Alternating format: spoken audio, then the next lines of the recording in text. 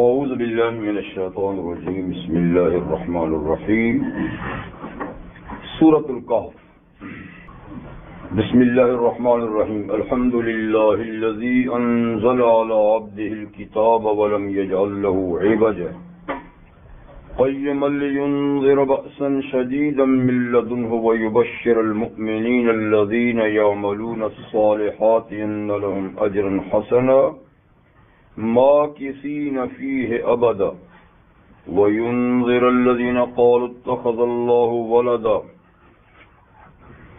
ما لهم به من علم ولا لآبائهم کبرت کلمة تخرج من افواہهم ان یقولون الا کذبا فلعلک باخع نفسک علی آثارهم ان لم یؤمنوا بهذا الحدیث اسفا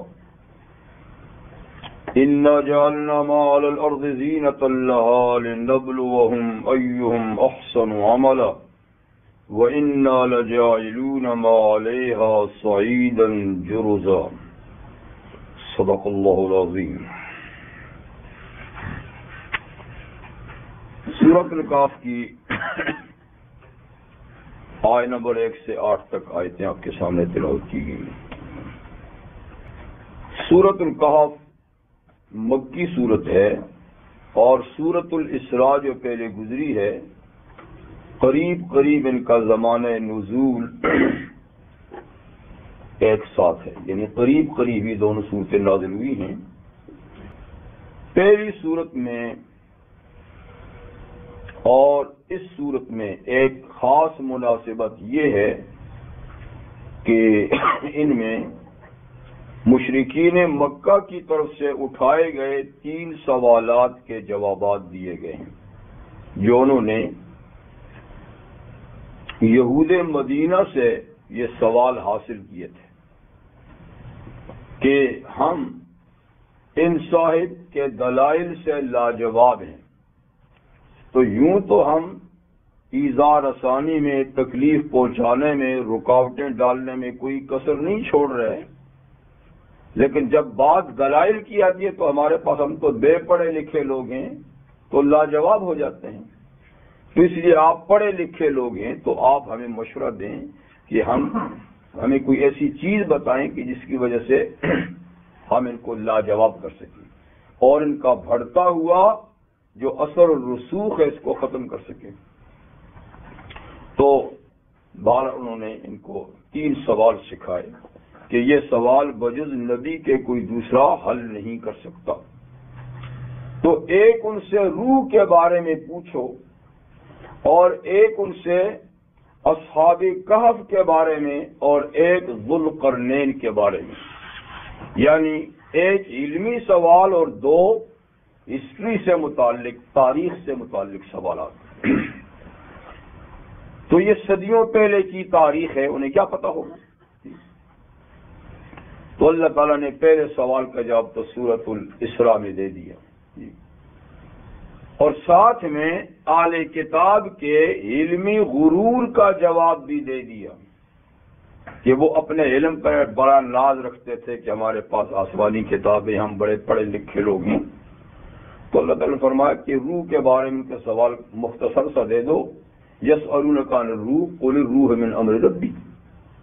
روح کے بارے میں پوچھتے ہیں تو روح میرے رب کا ایک حکم ہے بس. اور پھر فرمایا وما اوتیتم من العلم الا قلیلا. تم اتنا ناز نہیں کرو کہ تم بڑے پڑھے لکھے ہو، تمہیں بہت تھوڑا سا علم دیا گیا ہے، تمہیں بہت تھوڑا سا علم دیا گیا جی. اور دوسری بات یہ کہ سورۃ الاسراء کا آغاز اور اس کی ابتدا واقعہ معراج سے ہوئی. سبحان الذی اسری بعبدہ لیلا من المسجد الحرام الى المسجد الاقصی. تو یعنی جس طریقے سے روح کی حقیقت تک عقل انسانی کی رسائی نہیں، تو ایسے ہی واقعہ معراج تک بھی عقل کی رسائی نہیں کہ تھوڑے سے وقت، رات کے وقت میں اللہ اپنے ایک بندے کو کہیں سے کہیں لے گیا رات کے تھوڑے سے، تو عقل سے یہ بات بھی نہیں سمجھ میں جا سکتی اور عقل سے روح بھی نہیں سمجھ میں آتی. تو گویا دونوں واقع آپس میں اس لحاظ سے کہ عقل سے بالا تر ہیں، ایک جیسے واقعات ہوئے، ٹھیک ہے۔ اور دوسرے دو سوالوں کا جواب پھر اس صورت میں دیا گیا۔ اصحاب الکاف، جس کو انہوں نے ایک عجیب و غریب واقعہ سمجھا تھا، تو وہ آپ بتا دیں کہ اس سے زیادہ عجیب و غریب تو معراج کا واقعہ ہے، اور تیسرا یعنی ذوالقرنین کا۔ تو یہ دونوں واقعات اس صورت کے اندر بطور جواب کے ذکر کیے گئے ہیں۔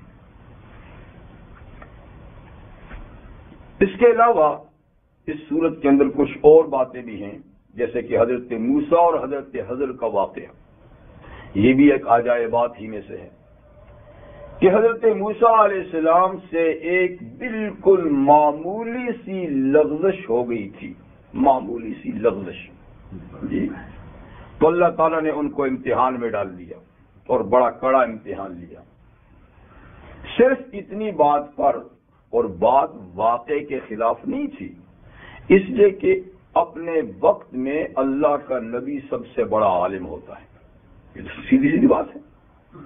تو کسی مجمع میں موسیٰ علیہ السلام تقریر فرما رہے تھے، تو ایک صاحب بڑے متاثر ہوئے، تو انہوں نے پوچھ لیا کہ موسیٰ آپ سے بڑا عالم بھی کوئی ہے؟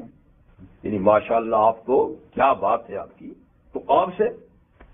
اب ظاہر بات ہے کہ وقت میں نبی ہی بڑا عالم، تو آپ نے کہہ دیا بھائی مجھ سے بڑا نہیں ہے۔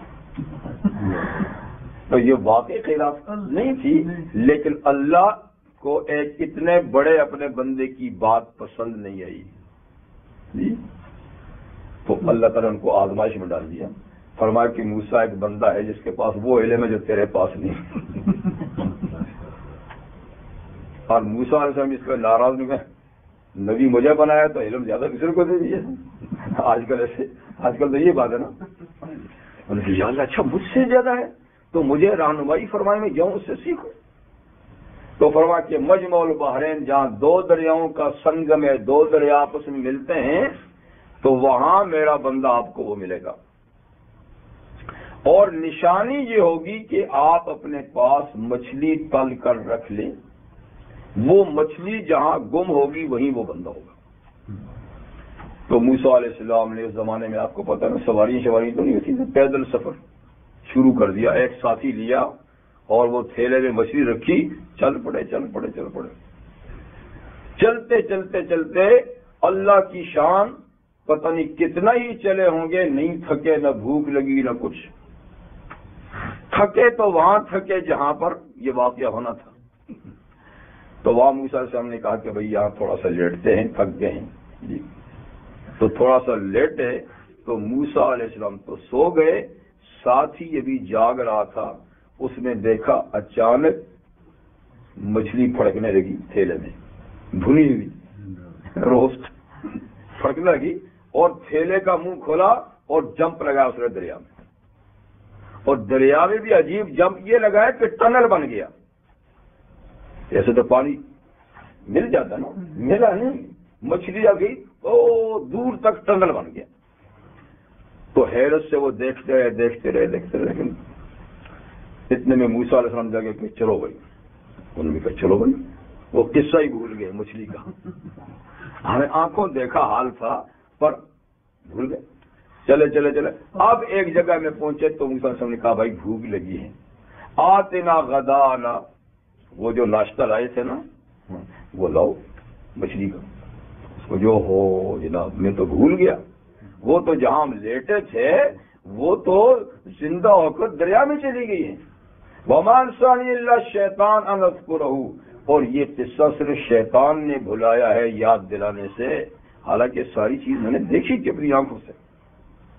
کہا اللہ کے بندے وہی تو جگہ تھی، چلو واپس۔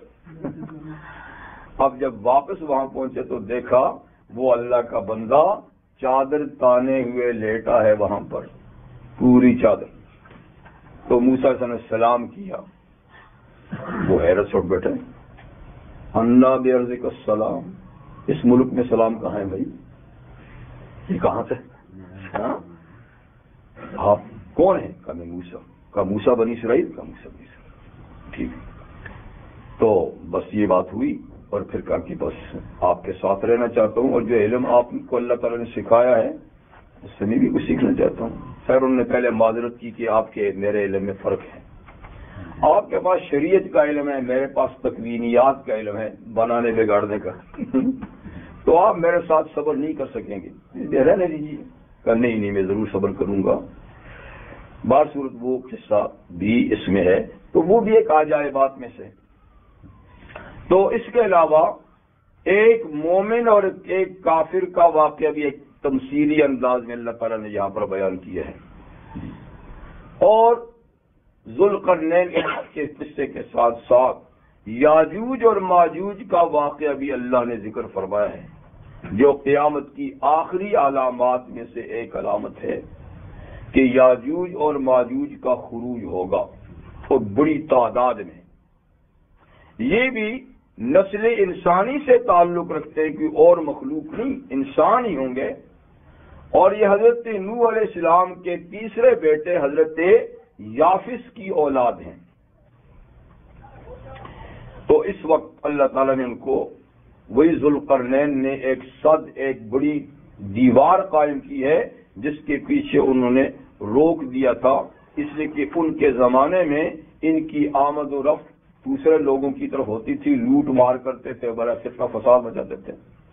تو ان کے قریب کے علاقے میں رہنے والوں نے سلطان ذوالقرنین سے درخواست کی کہ یہ یاجوج ماجوج ہمیں بڑا تنگ کرتے ہیں، تو آپ کچھ ایسی رکاوٹ کھڑی کریں کہ ادھر نہ آئے، ہم آپ کو چندہ کر کے ڈونیشن کر کے پیسہ دے دیں گے۔ انہوں نے کہا بھائی اللہ کی دیوار بہت ہے، مجھے مال کی ضرورت نہیں ہے، ہاتھ پاؤں کی محنت کی ضرورت ہے، تو میرے ساتھ مدد کرو، تو میں ایک پکی دیوار کھڑی کر دیتا ہوں۔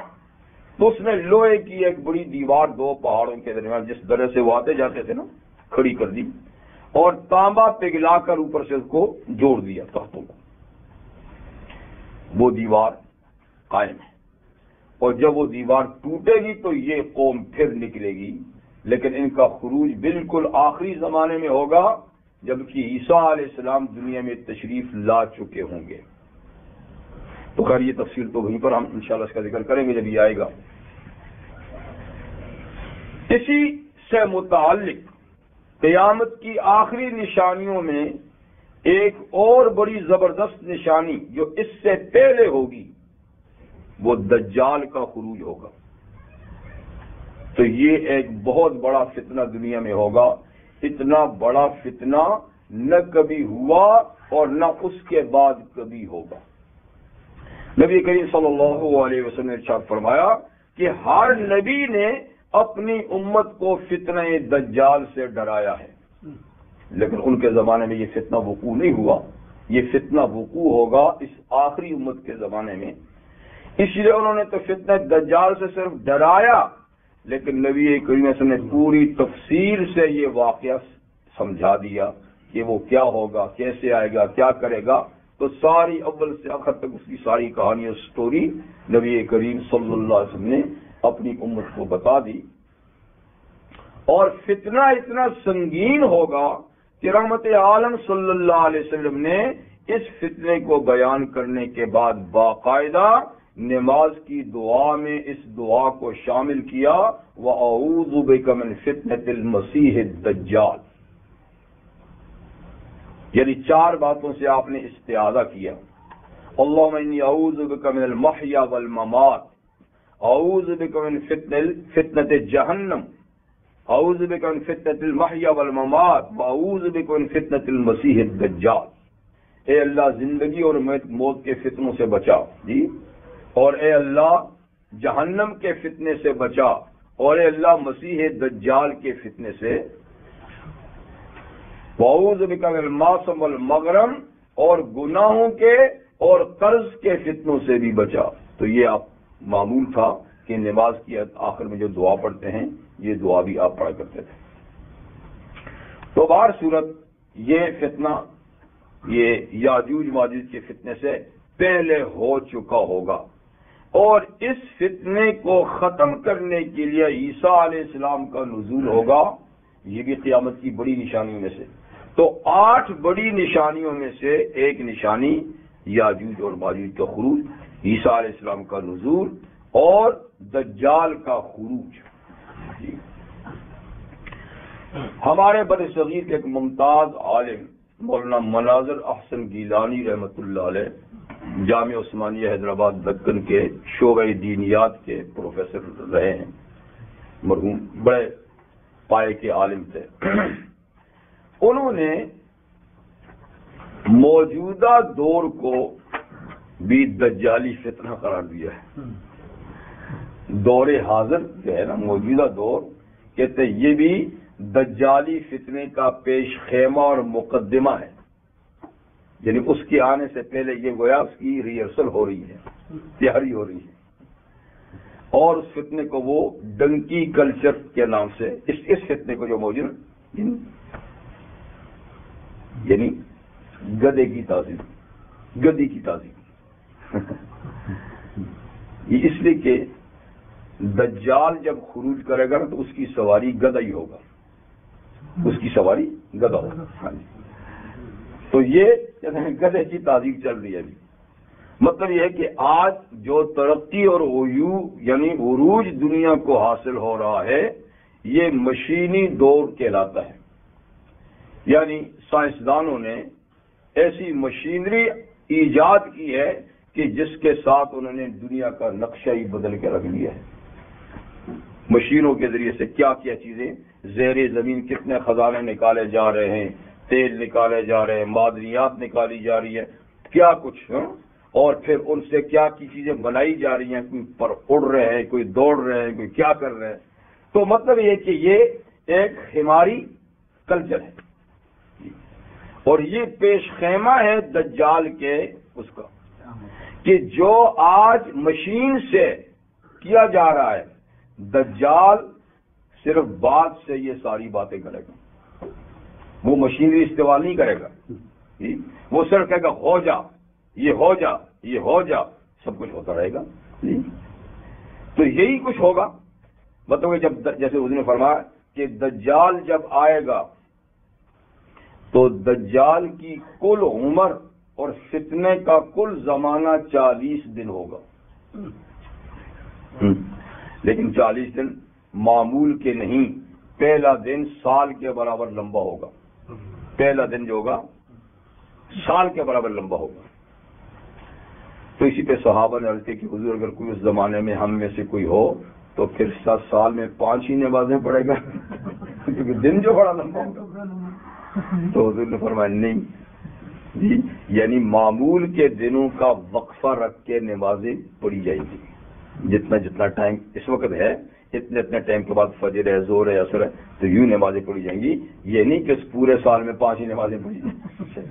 لیکن پہلا دن مطلب ہے کہ سال کے برابر لمبا ہوگا. دوسرا دن پھر مہینے کے برابر لمبا ہوگا. تیسرا دن پھر ہفتے کے برابر لمبا ہوگا، 7 دن کے برابر. اور اس کے بعد باقی سارے دن 24 گھنٹے، رات دن 24 گھنٹے کے ساتھ چلے.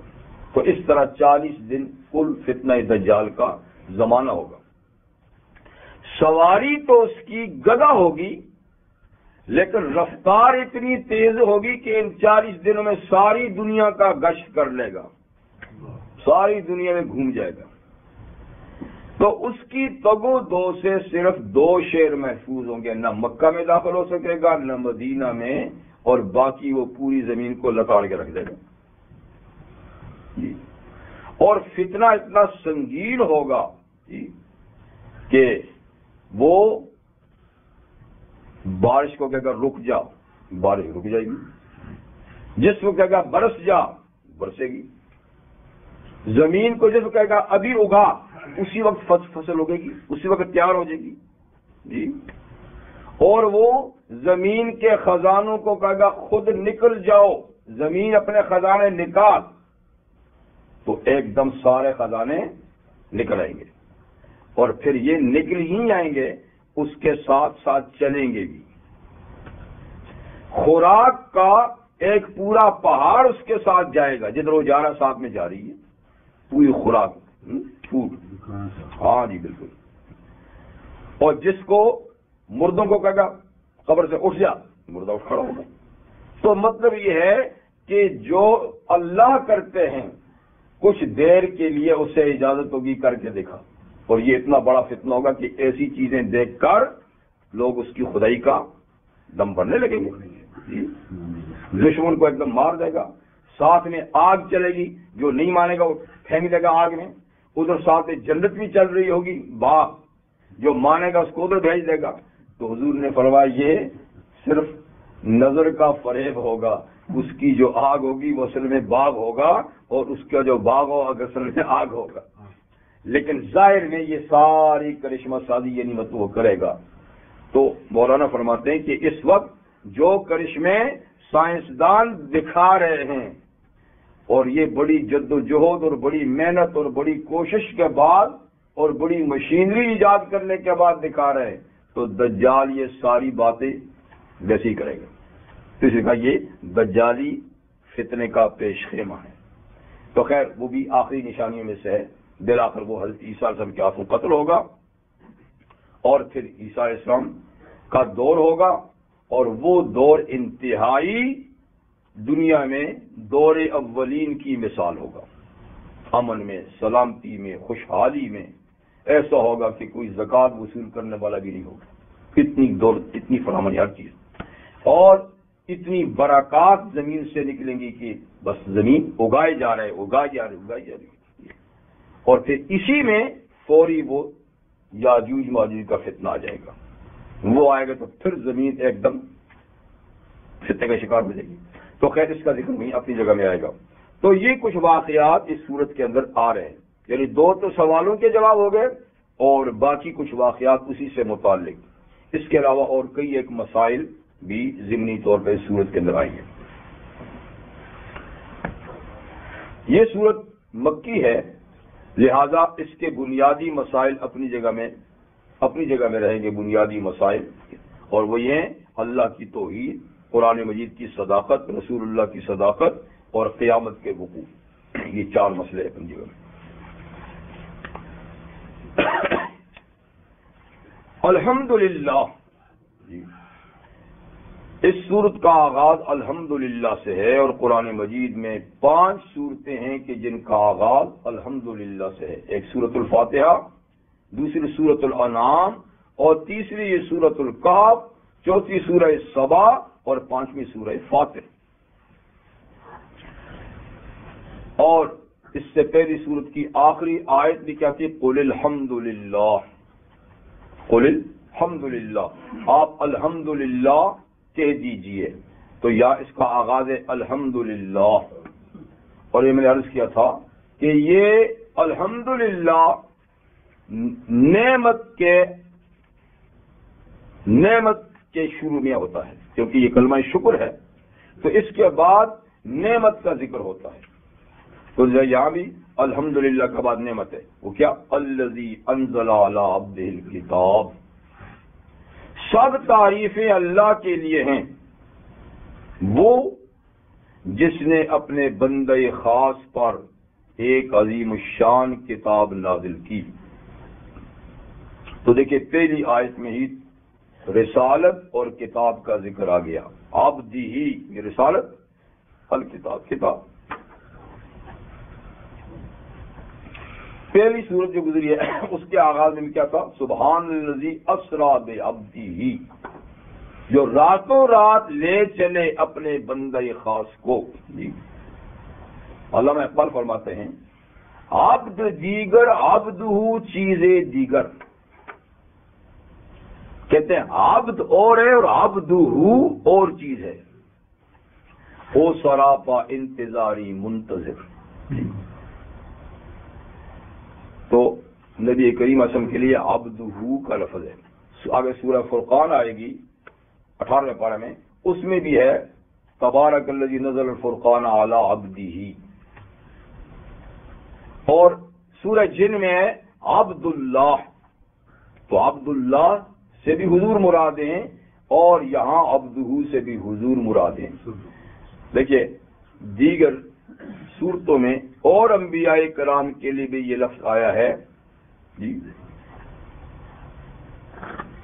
نعم العبد، نوح علیہ السلام کے لیے نعم العبد، بڑا اچھا بندہ، ایوب علیہ السلام کا نعم العبد، بڑا اچھا بندہ، تو اللہ فرماتے ہیں کہ انبیاء کرام کے لیے عبد کا لفظ آیا، بڑے اچھے بندے، لیکن یہاں اپنی طرف ساتھ میں نسبت بھی کر دی. وہاں نسبت نہ کرے تو بھی نسبت تو اللہ ہی کی طرف ہے، لیکن یہاں باقاعدہ نسبت ہے عبد ہی، اپنا بندہ. دیکھ رہا بندہ تو بندہ بھی اللہ کا ہے نا، ہے کسی کا نا اپنا بندہ، یہ تو جی اپنے آدمی ہے. وہی نا بات، یہ تو جی اپنے آدمی ہے، خصوصیت ہے نا. تو اسے کہتے ہیں عبد دیگر، عبدہ چیزیں دیگر. عبد اور ہے اور عبدہ تو چیز ہی اور ہے. تو یہ ہے رحمت للعالمین صلی اللہ علیہ وسلم کی شان رفعت. لیکن افسوس کہ جو شان قرآن بیان کرتا ہے جب خود حضور نے بیان کی اس کو کوئی نہیں بیان کرتا، اپنے ٹھکوسلے شروع کیے ہوئے. حالانکہ بھائی کہاں تمہاری تعریف کی بات ہے اور کہاں خود اللہ کی بات ہے، کہنے کی بات ہے. آپ زمین آسمان کے قلابے ملا دے، کہاں وہ اور کہاں ایک عبد ہو جو اللہ کا کہنا ہے. تو نازل کیا اس نے اعلی عبد ہی، اپنے بندے پر. کیا نازل کی؟ الکتاب. الکتاب، یہ بات میں نے آپ کو بتائی ہے کئی دفعہ کہ الکتاب قرآن مجید کا ایک نام ہے، جبکہ کتاب ہر لکھی ہوئی چیز کو کہتے ہیں نا، ہر لکھی ہوئی چیز کو کتاب کہتے ہیں، اور کتابیں دنیا میں بے شمار ہیں. اور ساتھ یہ فلاں صاحب کی کتاب ہے، یہ فلاں صاحب کی کتاب ہے. لیکن جب صاحب کا ذکر نہ اور صرف الکتاب ہو تو اس سے مراد ہے کتاب کامل. کتاب اور کتاب کامل جو ہے نا وہ صرف قرآن مجید ہے، جس میں کوئی ایسی بات نہیں جو کتاب کے منافی ہو. باقی کوئی کتاب ایسی نہیں کہ جس کے لیے گارنٹی ہو کہ اس کے اندر کوئی غلطی نہیں. تو اس لیے الکتاب جب آئے گا کہیں نہیں تو اس سے ہمارا صرف قرآن مجید ہوگا اور کتاب کامل ہوگا، اور اس کا نام ہے صفاتی نام ہے. وَلَمْ يَجْعَلْ لَهُ عِوَجًا. اب یہ کتاب ہی کے بارے میں ہے. تو سب تعریفیں اس اللہ کے لیے ہیں جس نے اپنے بندے خاص پر کتاب عظیم نازل کی. وَلَمْ يَجْعَلْ لَهُ عِوَجًا، اور اس کتاب کو ٹیڑھا نہیں بنایا. عوج ٹیڑھے کہتے ہیں، اس میں کوئی ٹیڑھ پن نہیں، بالکل سیدھی، بالکل سیدھی. پچھلی صورت میں گزرا نا، ان ھذا القرآن یہدی للتی ہی اقوم. یہ قرآن اس رستے کی رہنمائی کرتا ہے جو بالکل سیدھا ہے. تو جس رستے کی ہدایت ہے وہ بھی بالکل سیدھا، تو خود کتاب بھی بالکل سیدھی. اللہ تعالیٰ 5ویں پارے میں فرماتے ہیں وَلَوْ كَانَ مِنْ عِنْدِ غَيْرِ اللَّهِ لَوَجَدُوا فِيهِ اخْتِلَافًا كَثِيرًا. اگر یہ اللہ کے سوا کسی اور کی کتاب ہوتی تو اس کے اندر بہت سا تمہیں اختلاف ملتا، کہیں کچھ بات ہے، کہیں کچھ بات ہے، کہیں کچھ بات ہے. لیکن اس میں کسی قسم کا جو اختلاف نہیں، تو یہ اللہ کی کتاب ہونے کی ایک دلیل اور نشانی ہے. تو اس میں کسی قسم کا ٹیڑھ پن نہیں. مزید برآں قیما، یہ کتاب بالکل سیدھی ہے. قیم کہتے ہیں بالکل سیدھی کو، اور یہ اگر قائم سے لیا جائے تو مانا کھڑی ہے، اوروں کو سیدھا کرنے کے لیے بھی.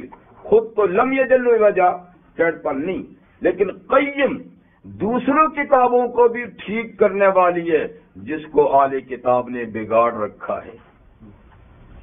تو اہل کتاب نے پچھلی آسمانی کتابوں میں جو بگاڑ پیدا کیا ہے نا، یہ اس کے لیے قیم ہے.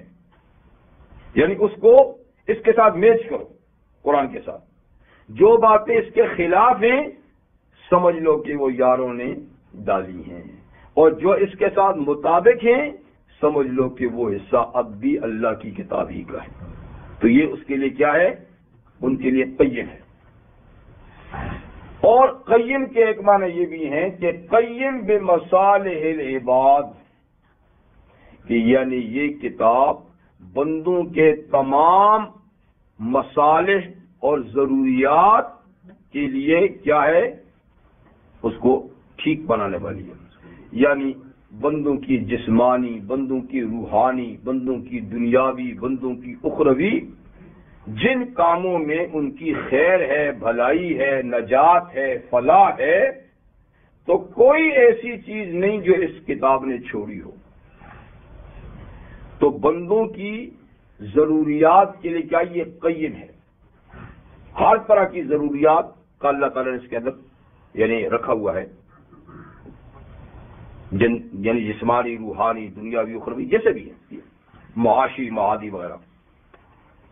یہ تو دو باتیں قرآن حکیم کے سلسلے میں ہوئی کہ قرآن کو اللہ نے ٹیڑھا نہیں بنایا اور بالکل سیدھا بنایا، اپنی ذات میں بھی سیدھا ہے، دوسری کتابوں کے غلطیوں کو بھی سیدھا کرنے والا ہے، اور اللہ کے بندوں کی تمام مصالح اور بھلائیوں کے لیے بھی یہ پورا رہنما ہے. یعنی اس کے ہوتے ہوئے کہیں اور سے رہنمائی لینے کی ضرورت نہیں ہے. اچھا، تو یہ ایسی خوبیوں کی کتاب اللہ نے بھیجی کیوں ہے؟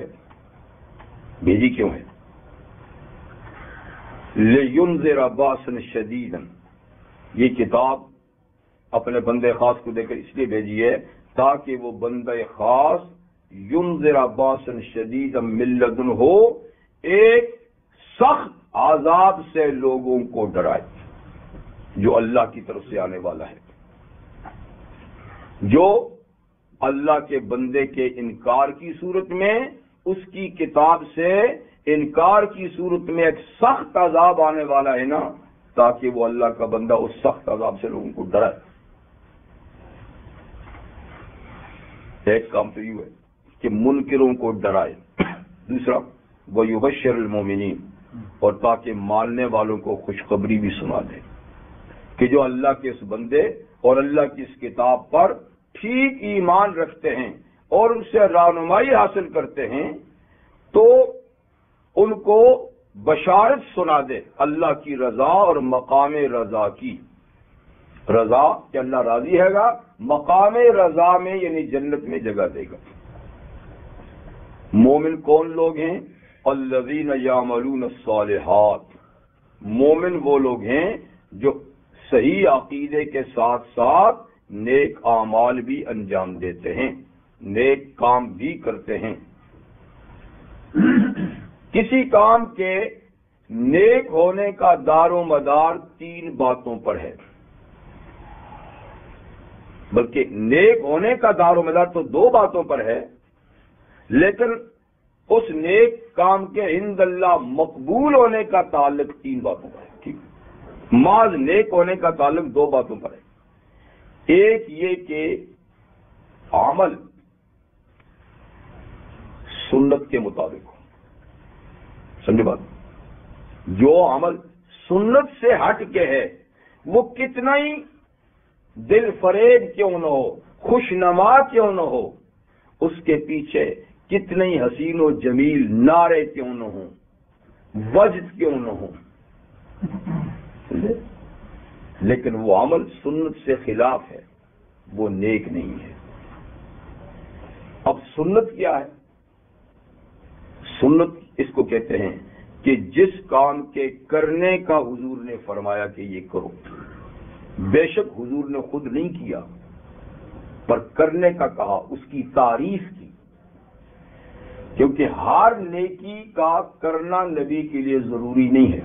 یا آپ کو بتاؤں، ہر نیکی کا، ہر اچھے کام کا کر کے دکھانا بھی یہ کوئی ضروری نہیں ہے. اس کی ایک مثال دیتا ہوں. آذان اسلام میں نیکی کا کام ہے یا نہیں ہے؟ بہت بڑی نیکی ہے. حضور صلی اللہ علیہ وسلم نے فرمایا کہ ان اطول الناس اعناقا یوم القیامت المؤذنون، قیامت کے دن لمبی گردنوں والے تو مؤذن ہوں گے. لمبی گردنوں کا معنی شتر مرغ کی مرغ نہیں، لمبی گردن کا مطلب ہے کہ جیسے لمبی گردن والا دور سے نظر آتا ہے تو مؤذن لوگ دور سے نظر آئیں گے، الگ نظر آئیں گے کہ اوہ یہ مؤذن ہے. یہ ایک مثال ہے. اور فرمایا کہ جو شخص 7 سال بغیر تنخواہ کے آزان دے، جہنم سے آزادی لکھ دی جاتی ہے۔ نفاق، منافقت بھی دل میں نہیں جاگی، لکھی جاتی ہے۔ اور حضور صلی اللہ علیہ وسلم نے دعا بھی دی، اللہم اغفر للمؤذنین، اے اللہ آزان دینے والوں کی مغفرت فرما۔ ٹھیک، تو اسلام کا بڑا کام ہے، شاعر میں سے ہے، لیکن کیا حضور نے زندگی بھر کبھی آزان دی ہے؟ ایک دن بھی حضور نے آزان نہیں دی، لیکن تعریف اطمینان کر دی۔ تو آزان سنت ہے کہ نہیں؟ یہ سنت ہے، لیکن اس میں استعمال ایسا سنت نہیں کہ حضور نے کی ہے۔ ہاں، تو بہرحال سنت کا ایک معنی کیا ہے کہ حضور نے کیا یا نہیں کیا، لیکن کرنے کا کہا اور تعریف کی، اس عمل کی۔ ایک دوسری بات یہ ہے کہ حضور نے خود کیا، خود کر کے دکھایا، خود کر کے دکھایا، اور پھر اس کی خصوصیت نہیں بتائی کہ یہ خاص میرے لیے ہے، کیونکہ کوئی ایسا کام حضور نے کیا اور بتا کہ خاص میرے لیے ہے، تو پھر اس کا کرنا بھی سنت نہیں ہے ہمارے لیے۔ جیسے کہ یہ سسم 2 3 4 دن مسلسل روزہ رکھتے تھے، لیکن آپ نے فرمایا کہ تم مت رکھو، تم مت رکھو۔ جی حضور آپ رکھتے ہیں، کہا میں تمہاری طرح ہوں کیا؟ مجھے تو میرا رب کھلاتا پلاتا، یہ تمہاری برداشت کی بات نہیں۔ تو دیکھا صوم وصال حضور نے رکھا پر امت کو روک دیا۔ تو بعض کام ایسے جو نبی کریم علیہ السلام کے لیے خود مخصوص تھے، امت کے لیے نہیں، تو لہذا وہ بھی سنت سے خارج ہے۔ تو سنت کیا ہوا؟ جس چیز کی حضور کے کرنے کا کہا، تعریف کی، یا جو کام آپ نے کیا اور اس میں حضور کی خصوصیت نہیں تھی، یا حضور نے کسی کو کرتے دیکھا تو اس کو روکا نہیں، یہ 3 چیزیں سنت کہلاتی ہیں۔ تو جو کام سنت کے مطابق ہے وہ نیکی ہے، ایک۔ دوسری بات یہ کہ وہ کام ایمان کی بنیاد پر ہو، کہ آدمی مومن ہو اور وہ کام کرے تو نیکی ہے۔ اگر یہی کام کافر کرے گا، یعنی کام وہ سنت کے مطابق کیے جا رہا ہے پر عقیدہ کافروں کا ہے، ٹھیک ہے، تو نیکی نہیں۔ تو نیکی کے لیے ضروری ہے کہ ایمان کی بنیاد پر ہو، سنت کے مطابق ہو، اور سنت کی 3 چیزیں آپ کو میں نے بتا دی، یہ تو نیکی ہوگی۔ اب یہ نیکی ضرور ہے کہ اللہ قبول کرے۔ اللہ کیا قبول ہونے کی ایک تیسری شرط ہے، وہ یہ کہ یہ نیکی اللہ کی رضا کے لیے کی ہو۔ اگر یہی نیکی کسی کو دکھانے کے لیے کی ہے تو نیکی ہے، اور اللہ کیا قبول نہیں ہے، اللہ کیا قبول نہیں ہے۔ اللہ کیا قبول ہونے کے لیے اخلاص شرط ہے، اس کی رضا کے لیے کیجیے، ٹھیک ہے۔ تو یہ ہے، بشارت دیں مومنوں کو، وہ مومن جو نیک کام کرتے ہیں، یعنی ایمان کی بنیاد پہ کرتے ہیں، سنت کے مطابق کرتے ہیں، اللہ کی رضا کے لیے کرتے ہیں۔ تو بشارت کس بات کی دیں ان کو؟ ان لہم اجرا حسنا، کہ ان کے لیے اللہ تعالیٰ کے ہاں بہت اچھا ثواب ہے اس نیکی کا، اللہ کے ہاں بہت اچھا ثواب ان کو ملے گا۔ اور یہ ثواب بھی کچھ وقت کے لیے نہیں، ما کسی نفی ابدا، اس ثواب میں وہ ہمیشہ ہمیشہ رہیں گے، اور یہ ثواب جنت کی صورت میں ملے گا، تو کبھی جنت سے خروج نہیں ہوگا، ہمیشہ ہمیشہ اس ثواب میں رہیں گے، کچھ وقت کے لیے نہیں، دائمی ہے۔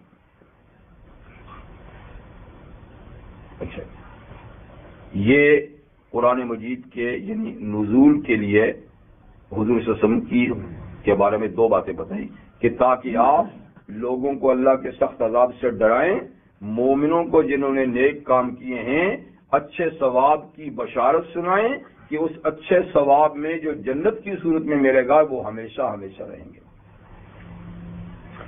اب انذار، اوپر کا انذار تو عام تھا کہ ہر آدمی کو جو نافرمان خدا کے عذاب سے ڈرائیں، وہ نافرمان مسلمان بھی ہو سکتا ہے، وہ نافرمان غیر مسلم بھی ہو سکتے ہیں، اور غیر مسلموں کی پھر کئی قسمیں ہیں جی، جو اللہ کے منکر ہیں وہ بھی ہو سکتے ہیں، جو مشرک ہیں وہ بھی ہو سکتے ہیں جی، اور پھر مشرکوں کی ڈھیروں ساری قسمیں ہیں۔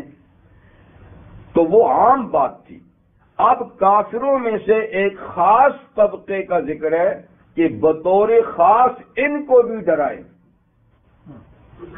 اس میں تو عام میں سب وہ بھی آگے تھے نا، لیکن یہ ایک خاص قسم کا بڑا بدترین کفر ہے، کفر کی قسموں میں سے بدترین کفر ہے، تو اس کا خاص ذکر کیا، وہ یہ کہ وَيُنذِرَ الَّذِينَ قَالُوا اتَّخَذَ اللَّهُ وَلَدًا، اور اللہ کے نبی اس قرآن حکیم کے ذریعے سے ان لوگوں کو بطور خاص ڈرائیں جو کہتے ہیں اللہ نے بیٹا بنا لیا ہے۔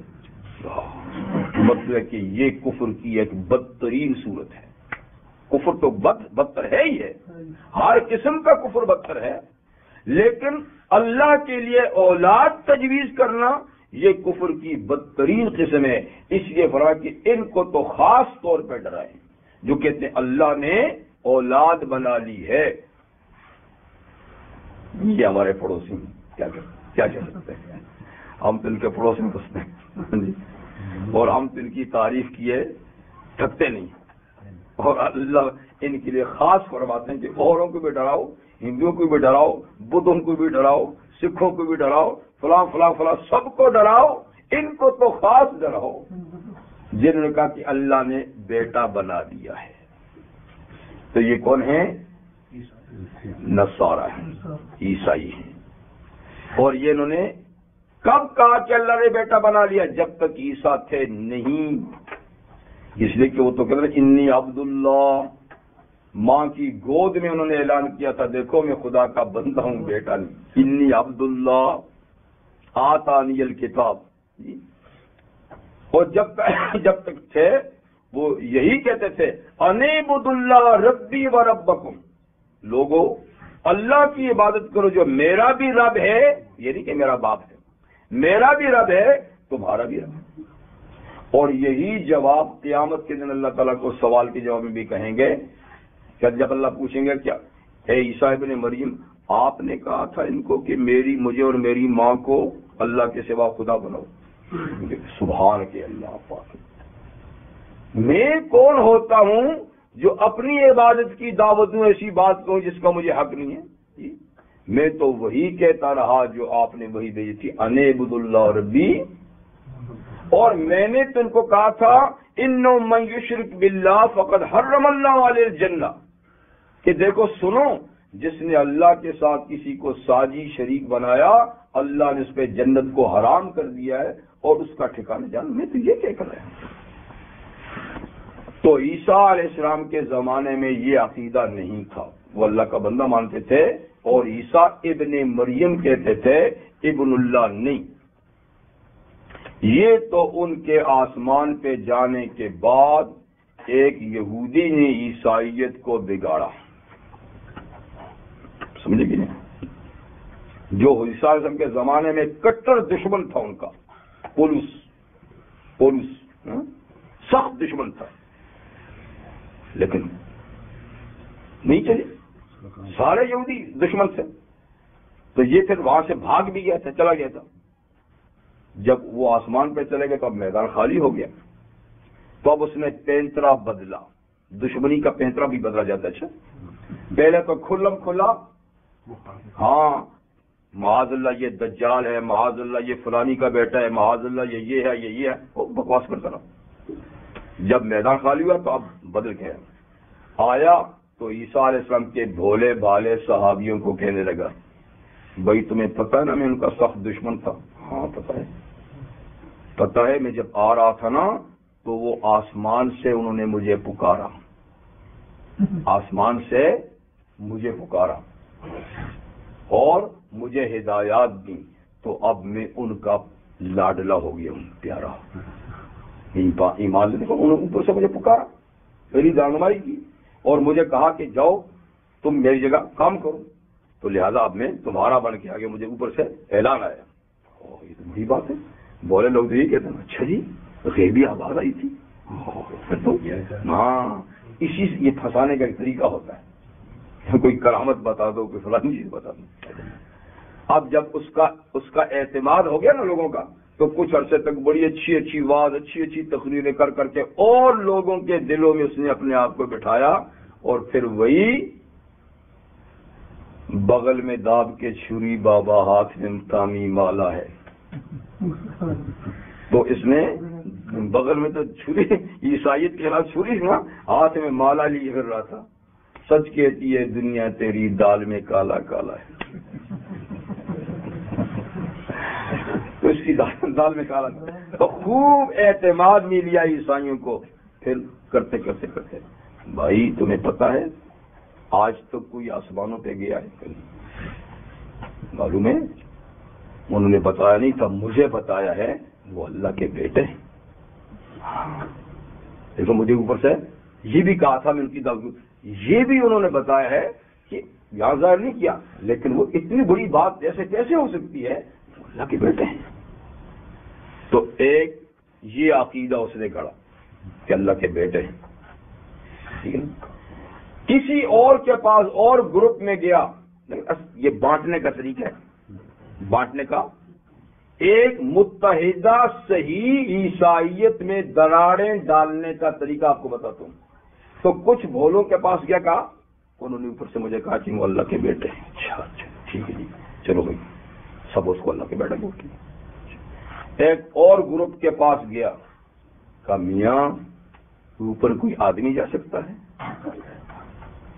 اللہ میاں خود اس میں گھس آئے تھے، عیسیٰ کی شکل اختیار کر دی تھی، تھے وہ اللہ. تو دیکھو چلے گئے اوپر. تو عیسیٰ خود خدا تھے، ان کو وہ پٹی پڑھا دی، 2 پارٹیاں بنا دی. تیسروں کے پاس کہا میاں خدا ایک نہیں 3 تھے. وہ انہوں نے بتایا مجھے، انہوں نے مجھے بتایا ہے، میرا تو اس کے ساتھ رابطہ ہے، میرا تم سے رابطہ ہے. تو 3 تھے. بڑے میاں تو اللہ تعالیٰ ہیں، لیکن ان کو بھی خدائی کا درجہ دیا تھا، ان کی امی کو بھی خدائی کا درجہ دیا تھا. چلو جی، ان کو تثلیث کا، ٹرینٹی کا سبق پڑھا دیے. ایک وہ بن گیا، ایک اور کرو. تو میاں خدا 3 ہیں، ایک عیسیٰ ہے، ایک اللہ ہے، اور ایک جبریل ہے. چلو اس کو ان کے لیے ماں کو نکال دی، تو ہیں 3 ہیں. تو 2 پارٹیاں بنا دی تثلیث کی، ایک ابن اللہ کی، ایک هو اللہ کی. تو یہ اس شیطان نے عیسائیت کو یوں اللہ کی شان ہے کہ اب صحیح عیسائیت دنیا میں ہے ہی نہیں.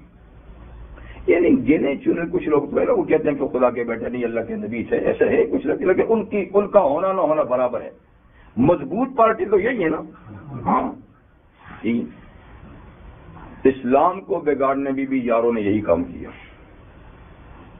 یہودیوں نے تابڑ توڑ حملے کیے حضور کے زمانے میں اسلام کو مٹانے کے لیے، لیکن دال نہیں گلی، خود گل گئے.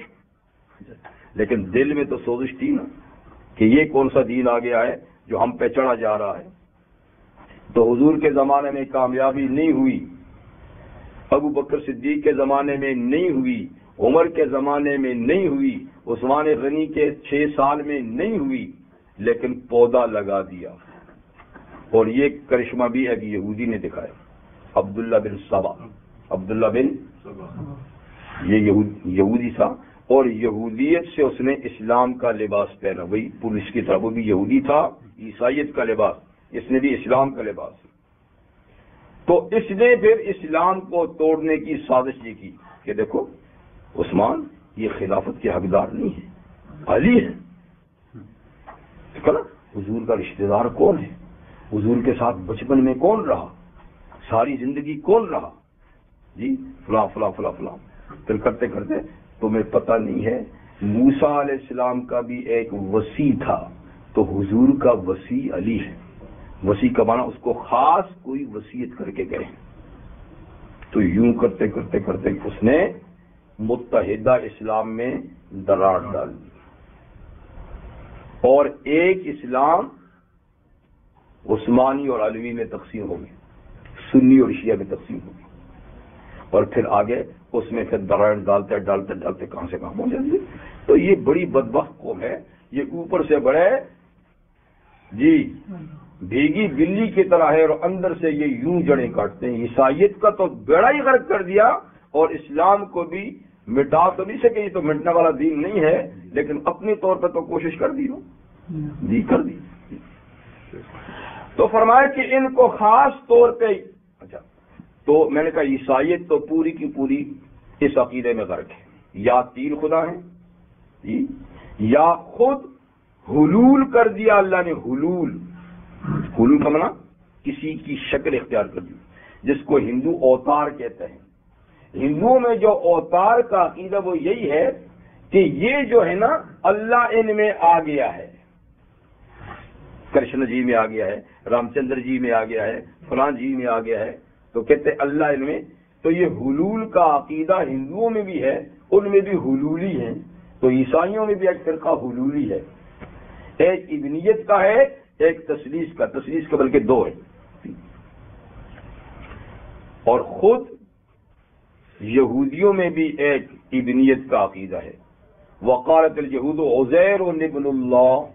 سارے یہودی نہیں, عزیری ایک خاص فرقہ ہے, وہ کہتے ہیں حضرت عزیر خدا کے بیٹے ہیں. تو عیسائی اور یہودی جو ان خاص کو ان دونوں کو خاص طور پہ ڈرائیں جو اللہ کے لیے اولاد کی بات کرتے ہیں.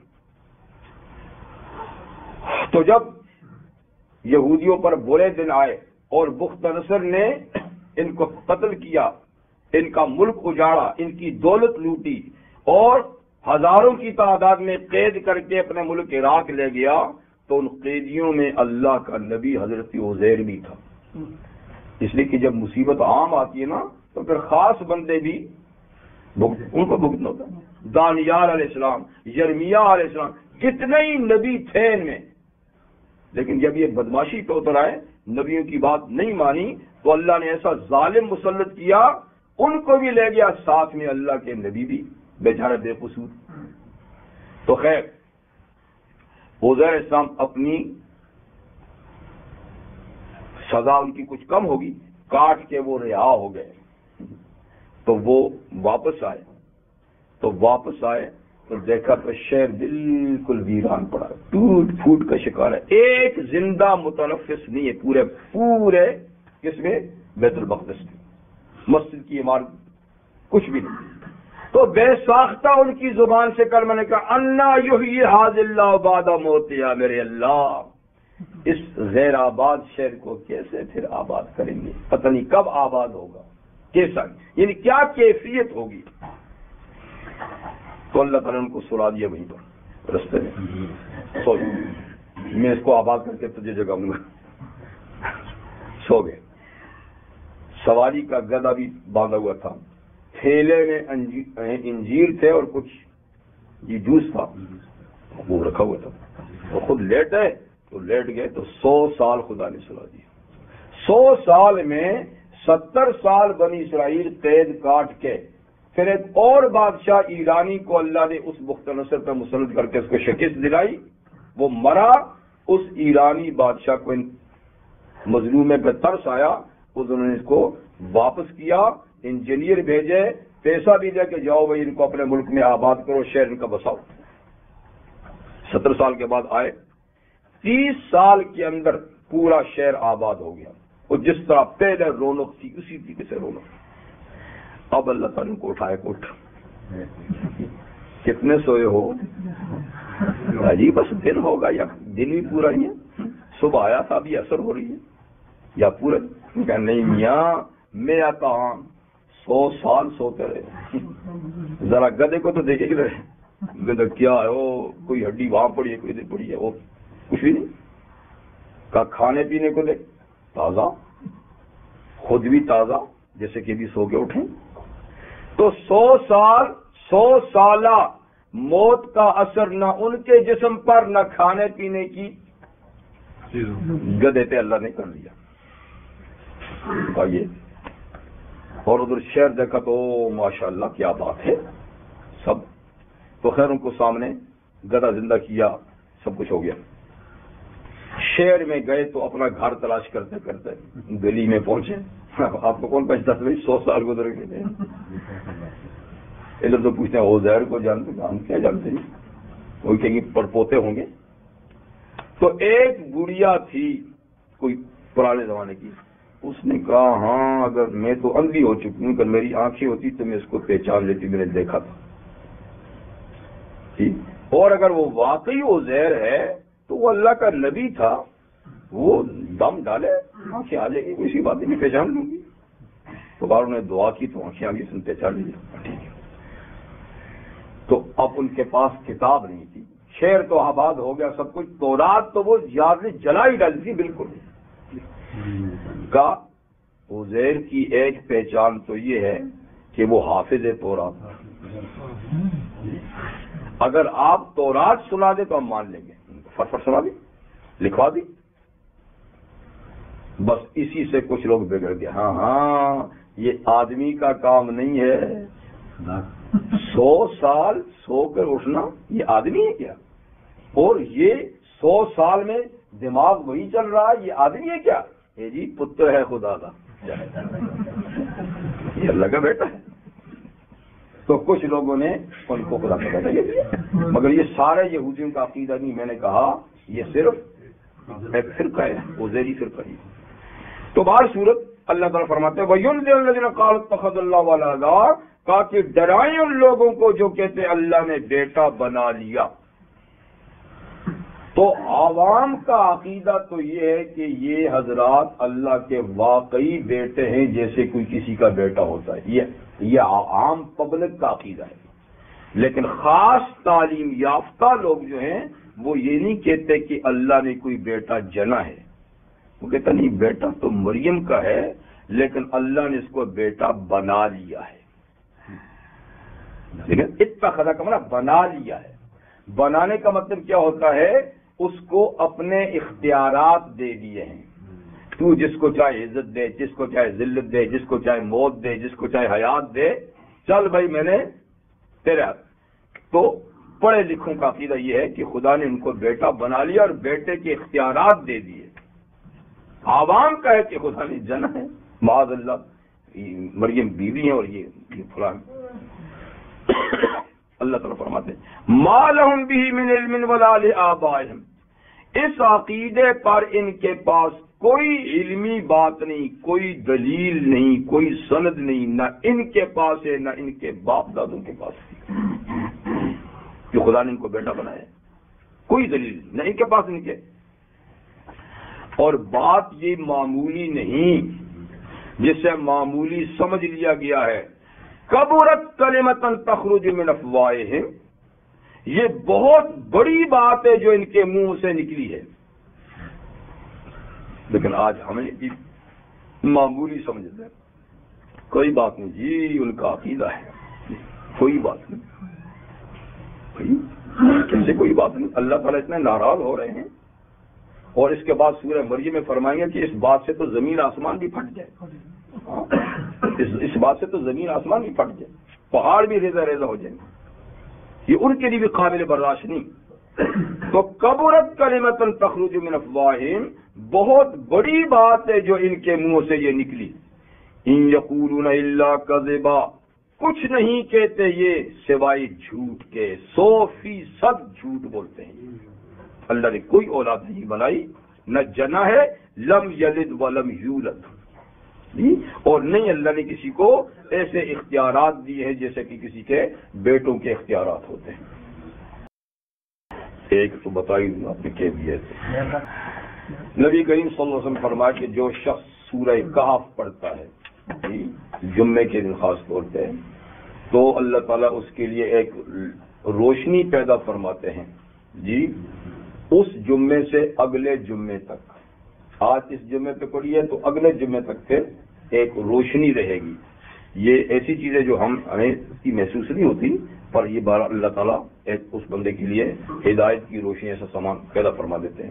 یہ بھی حدیث میں ہے کہ جو سورہ کہف پڑھتا ہے تو جہاں پڑھتا ہے وہاں سے لے کر مکہ مکرمہ تک ایک روشنی پیدا فرما دیتے ہیں. یہ بھی ہے کہ جہاں پڑھتا ہے وہاں سے آسمان تک ایک لائٹ جو ہے یہ تو جمعے کے دن یہ حضور نے فرمایا کہ جو اس کی پوری صورت میں اس کی پہلی 10 آیات پڑھتا ہے تو وہ فتنہ دجال سے محفوظ رہے گا. اگر اس کی زندگی میں دجال کا فتنہ آیا تو فتنے کا شکار نہیں ہوگا. یہ بھی فرمایا کہ جو دجال کے سامنے یہ پڑھ لے گا 10 آیتیں شروع کی تو فتنے سے محفوظ رہے گا. اور ایک روایت میں 3 آیتوں پہ بھی آئی کہ جو شروع کی 3 آیتیں پڑھے وہ بھی فتنہ دجال سے محفوظ رہے گا. اور ایک حدیث میں اس سورت کی آخری 10 آیتوں کا ذکر ہے کہ وہ بھی فتنہ دجال سے. تو بہرحال 10 یا 3 اول یا آخر کی یہ فتنہ دجال سے حفاظت کا ذریعہ ہے. اور پوری سورت کا جمعے کے دن پڑھنا یہ اللہ تعالیٰ کی طرف سے نور کی عطا کرنے کا ذریعہ ہے. چلیے ہو گیا, گزار ختم ہو گیا. کسی ٹائم جمعے کے دن کسی ٹائم